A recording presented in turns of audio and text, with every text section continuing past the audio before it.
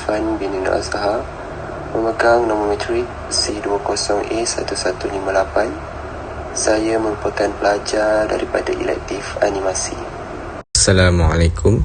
Saya Muhammad Zulharis bin Faizul, bernombor matrik C20A1077 dan saya merupakan pelajar dari elektif reka bentuk perindustrian. Assalamualaikum warahmatullahi wabarakatuh. Nama saya Anis Syafika binti Zulkifli, pemegang nama matrik C20A0938. Assalamualaikum, nama saya Nurhaiza binti Kadir, memegang nombor matrik C20A1187. Assalamualaikum dan salam sejahtera. Nama saya Dayana Nurhana binti Muhammad Yusri. Nombor matrik saya C20A0960. Yang pertama adalah pengenalan. Feminisme adalah istilah bagi sebuah gerakan wanita yang menuntut hak kesamaan dan keadilan dengan lelaki dari segi politik, ekonomi, budaya dan membawa kepada perlindungan undang-undang bagi wanita. Feminisme telah membawa kepelbagaian dalam aliran dan boleh diguna pakai dalam kepelbagaian hala tuju perjuangan, strategi isu-isu yang menjadi keutamaan bagi setiap feminis. Isu-isu gender yang dibahaskan oleh feminis dilihat telah memberi jawapan kritikal terhadap teori tradisional serta dilihat mencabar teori tentang kuasa lelaki dan keutamaannya. Feminisme dalam industri filem. Feminisme telah menjadi pencabar besar terhadap industri perfilman selama ini.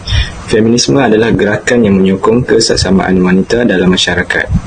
Laura Mulvey ialah ahli teori feminis yang terkenal kerana menyentuh isu khusus ini tentang bagaimana lelaki dan wanita digambarkan dalam filem.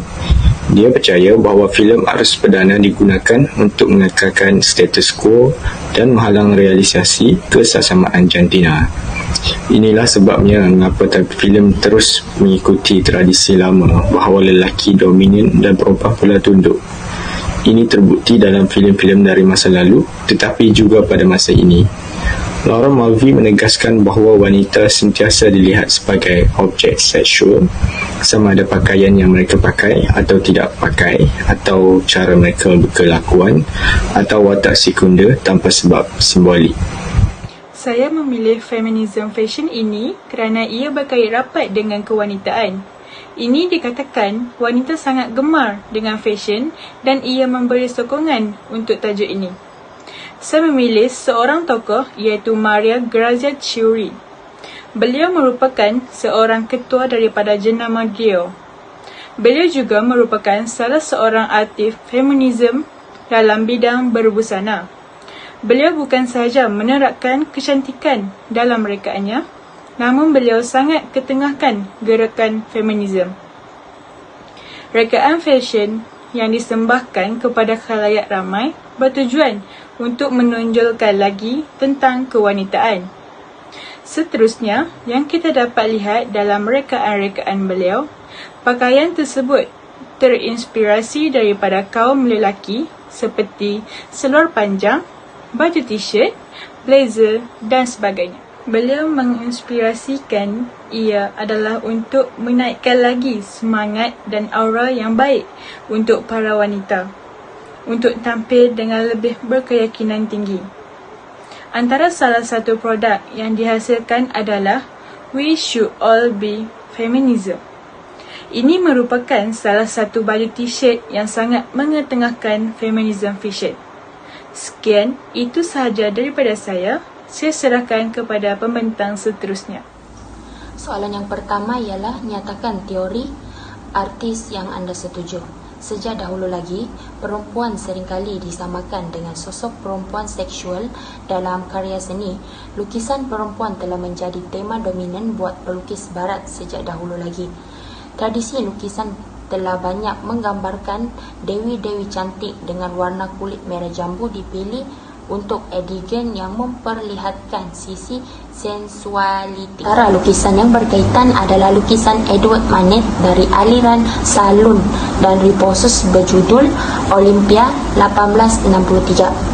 Lukisan ini mengisahkan tentang seorang perempuan telanjang dalam posisi tidur. Pada mulanya, lukisan tersebut telah menimbulkan kontroversi masyarakat umum meskipun akhirnya dapat diterima mengikut era peredaran massa. Lukisan seterusnya ialah hasil karya Alexandre Cabanel, iaitu Kelahiran Venus. Karya ini mempunyai definisi yang sama yang mana berkaitan dengan perempuan telanjang. Hampir semua karya yang dihasilkan pada zaman dahulu dikaitkan dengan sosok perempuan yang dieksploitasi oleh pengkarya seni.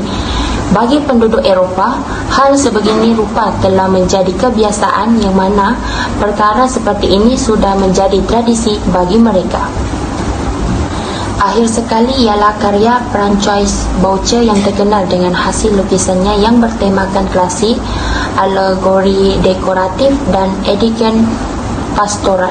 Antara lukisan yang terkenal ialah Madame Bergerac. Hujah anda sendiri tentang mengapa ia buruk. Pada pendapat saya, karya yang dihasilkan menimbulkan perspektif negatif kaum lelaki kepada kaum wanita. Hal ini telah membuktikan bahawa mengeksploitasi kaum wanita dalam karya seni akan mendatangkan kemudaratan kepada kaum wanita. Contoh yang boleh diambil ialah hasil karya Alexandre Cabanel yang menghasilkan sebuah karya mengenai perempuan telanjang. Oleh itu, dapat disimpulkan bahawa karya-karya tersebut akan menimbulkan ketidakselesaan bagi kedua-dua jantina. Bukan itu sahaja, karya-karya yang dihasilkan akan mengundang peningkatan kes pornografi kerana sesetengah perempuan dijadikan sebagai objek seni yang mengarah kepada pelecehan seksual yang menjatuhkan darjat dan martabat kaum perempuan. Di samping itu, tubuh wanita juga dijadikan sebagai kanvas untuk membuat body painting yang merupakan seni melukis dengan media kulit ataupun tubuh manusia. Soalan yang keempat, bagaimanakah karya tersebut telah mengubah cara hidup kita pada hari ini? Karya ini telah memberi kesan kepada kehidupan kita pada hari ini. Sarah Lucas merupakan sebahagian artis yang telah membela nasib kaum wanita daripada dianiaya oleh pengkarya seni. Perjuangan ataupun kesedaran memperjuangkan isu wanita khususnya dalam kesaksamaan hak di antara lelaki dan perempuan melalui manifesto gerakan feminis yang dimonopoli oleh kaum lelaki tanpa membabitkan pendapat wanita dalam apa-apa keputusan dan perangkaan kerajaan.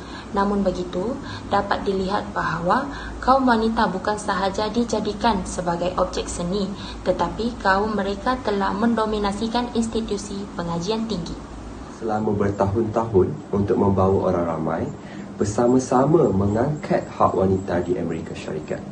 Lagu The Equals Right banner dinyanyikan mengikut lagu kebangsaan Amerika Syarikat untuk hak mengundi wanita. Lagu The March of the Woman dan The Women's Wrestlers pula dinyanyikan oleh Hak Pilih British sebagai lagu kebangsaan pergerakan hak pilih wanita pada tahun 1900 dan 1910. Sebelum gerakan pembebasan wanita, lagu-lagu popular yang dinyanyikan oleh wanita sering menyatakan ketundukan terhadap lelaki. Lagu tentang kemerdekaan daripada lelaki sudah jarang berlaku. Kebanyakannya kini dianggap sebagai langkah ke arah feminisme. Sebelum berlakunya gerakan pembebasan wanita, lagu-lagu popular yang dinyanyikan oleh wanita sering menyatakan ketundukan kepada lelaki. Oleh hal yang demikian, saya bersetuju dan akan menjelaskan bahawa feminisme juga sebenarnya wujud dalam dunia muzik. Wanita di seluruh dunia telah menggunakan lagu untuk mereka bersatu dalam feminisme dan untuk menganjurkan hak mereka. Seterusnya, saya akan menerangkan mengenai feminist literature. Dalam kajian sastra, pendekatan feminis bertujuan untuk memahami peranan, kedudukan dan keterlibatan wanita dalam kesusastraan. Terdapat pelbagai jenis kritikan feminis dan antara yang paling popular adalah feminist genokritik yang dipopularkan oleh Elina Showalter. Oleh itu, kritikan yang diberikan telah memainkan peranan wanita sebagai pembaca, iaitu woman as reader or consumer, dan wanita sebagai penulis, woman as writer. Seterusnya, saya akan menerangkan mengenai karya Virginia Woolf yang terbagi kepada 3, iaitu A Room of Her Own, Miss Dalloway, To the Lighthouse. A Room of Her Own adalah antara keunikan buku yang dihasilkan oleh beliau adalah kandungan yang menyindir pembinaan sosial masyarakat. Seterusnya adalah Miss Dalloway. Buku ini menceritakan tentang tema dan feminis adalah salah satu topik yang paling mendasari serta memperincikan peranan wanita. Yang ketiga adalah To the Lighthouse. Dalam karya ini telah menetapkan bahawa wanita diharapkan agar mematuhi tradisi untuk terus tunduk kepada lelaki. Seterusnya, saya akan menerangkan mengenai kebaikan karya Virginia Woolf, iaitu yang pertama, memberi impak yang besar dalam menekankan hak dan kuasa serta status wanita. Yang kedua, oleh itu golongan lelaki harus menghormati dan tidak memandang rendah terhadap golongan wanita. Sebagai contohnya adalah Virginia menegaskan tentang sikap antagonis antara satu sama lain serta lelaki dan perempuan perlu hidup dengan aman bagi mencapai integriti. Terakhir sekali, saya akan menerangkan mengenai idea untuk mengubah kehidupan. Yang pertama adalah menekankan hak wanita, yang kedua wujud kesaksamaan dan fokus pada norma gender, yang ketiga adalah feminis sangat disokong oleh pengguna media digital pada masa sekarang bagi berkongsi pelbagai maklumat dan pendapat.